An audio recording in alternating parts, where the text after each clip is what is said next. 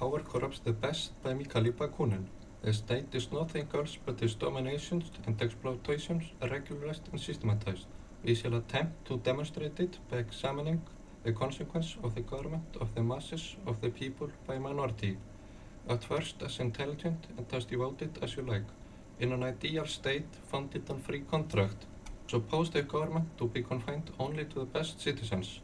At first, these citizens are privileged not by right but by fact. They have been elected by the people because they are the most intelligent, clever, wise, and courageous, and devoted.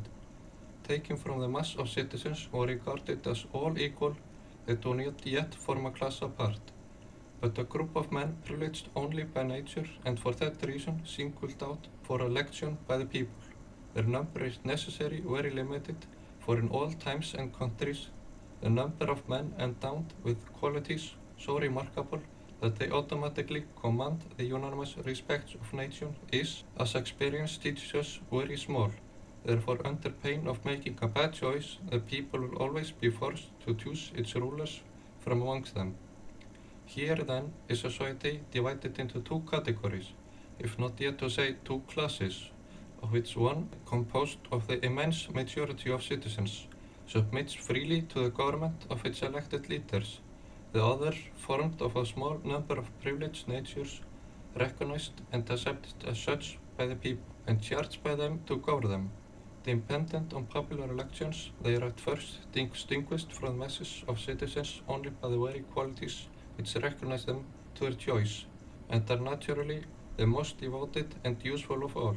They do not yet assume to themselves any privilege, any particular right, except that of exercising insofar as the people visit the special functions which they have been charged. For the rest, by their manner of life, by the conditions and means of their existence, they do not separate themselves in any way from all the others, so that a perfect equality continues to reign among all.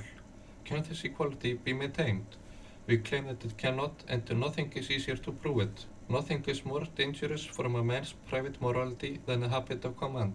The best man, the most intelligent, disinterested, generous, pure, will infallibly and always be spoiled at his trade.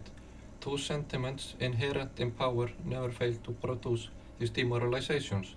They are contempt for the masses and the overestimation of one's own merit.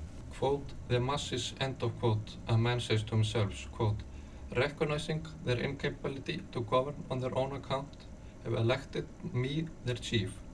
By that act, they publicly proclaimed their inferiority and my superiority. Among this crowd of men, recognizing hardly any equals of myself, I am alone capable of directing public affairs. The people have need of me, they cannot do without my services, while I, on the contrary, can get along all right by myself. They, therefore, must obey me for their own security, and in condescending to obey them, I am doing them a good turn.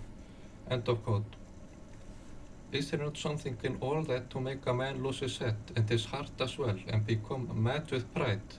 It is thus the power and the habit of command become for even the most intelligent and virtuous men a source of appreciation, both intellectual and moral.